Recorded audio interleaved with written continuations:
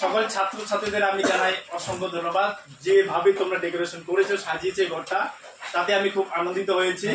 আমি ভাবতেই পারিনি যে এতটা তোমরা উদ্যোগ নেবে।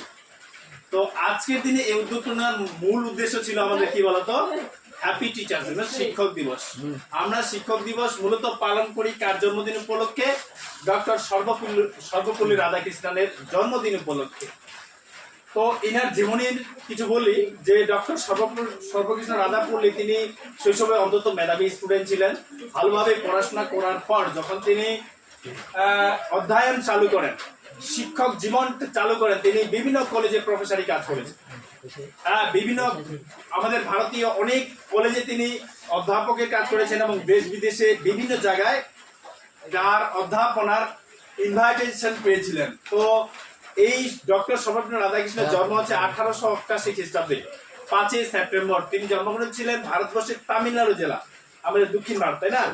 সেই তামিলনাড়ু জেলাতে তিনি জন্মগ্রহণ করেন। তার এই বিশেষ দিনটি কি, তিনি ছিলেন প্রথম উপরাষ্ট্রপতি ভারতবর্ষের, তিনি ছিলেন প্রথম উপরাষ্ট্রপতি এবং দ্বিতীয় রাষ্ট্রপতি হিসাবে তিনি রাজনীতিতে প্রবেশ করেন। ঠিক আছে? তো তারপর একদিন তার প্রিয় ছাত্র ছাত্রীরা বলে, স্যার আপনার জন্মদিন পালন করবো। কি বলেছিল? স্যার আপনার জন্মদিন, আমরা যেমন হ্যাপি বার্থডে পালন করি, তো ইনি বলেছিলেন যে আমার জন্মদিন পালন কেমন যেন হয়। তো বলেছিল আমার জন্মদিন উপলক্ষে প্রয়োজনে পারলে তোমরা শিক্ষক দিবস পালন করো। তো তার এই উদ্যোগটা এবং তার ছাত্রছাত্রীদের উদ্যোগটা বিশেষ একটা মর্যাদা লাভ করে এবং সেদিন থেকে ভারতবর্ষে 5 সেপ্টেম্বর আমাদের শিক্ষক দিবস পালন করে। তো শিক্ষক দিবস পালন করার জন্য যে গুরুত্বটা তিনি বলেছিলেন স্টুডেন্টদের, যে আমরা কেন শিক্ষক দিবস পালন করব, তাই না? শিক্ষকরা আমাদের সমাজ গড়ার কারিগর, মানুষ গড়ার কারিগর। একমাত্র একজন উপযুক্ত আদর্শ শিক্ষকই পারে একটা ছাত্রকে তৈরি করতে।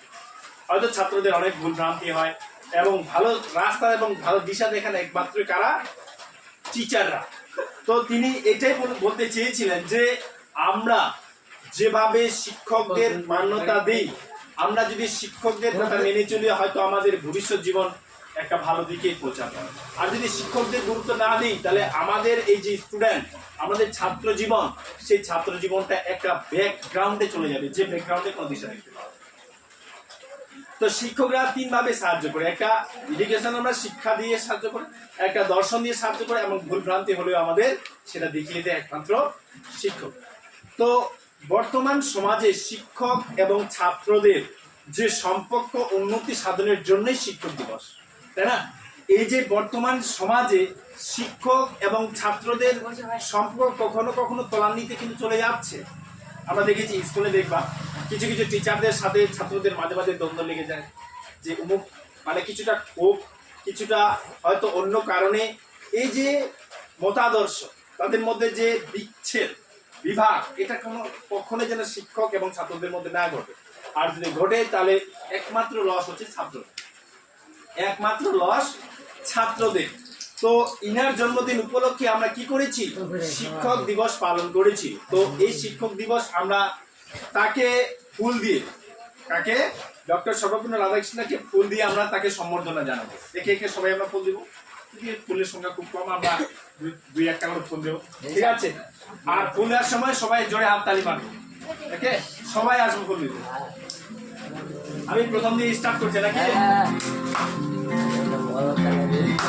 তালি হবে জোরে।